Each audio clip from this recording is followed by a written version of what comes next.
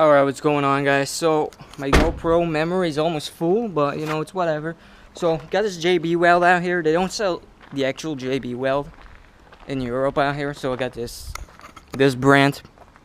This is what they sell out here. This cost me about $13. Kind of, you know, on the expensive side, but you know, it's whatever. So I kind of needed this because on the ignition, I took the ignition from this car and put it in that car because right where you bolt it down, god damn it, I tried to duct tape it and it's not to duct tape the hole, you know, so nothing would fall in, but apparently that's not working anyway.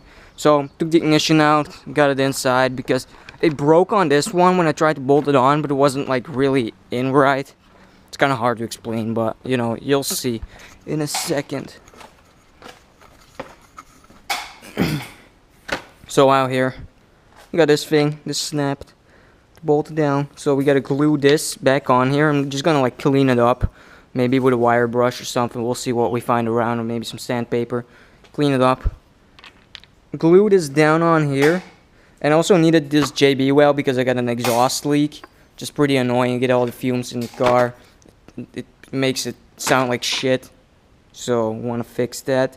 Gonna clean this up. Gonna come back, mix this up, and glue this on here. So it's gonna be nice and strong, so we can get the other car running again, because you know that's what we want. We want to have two cars, want to have daily, just nice and comfortable.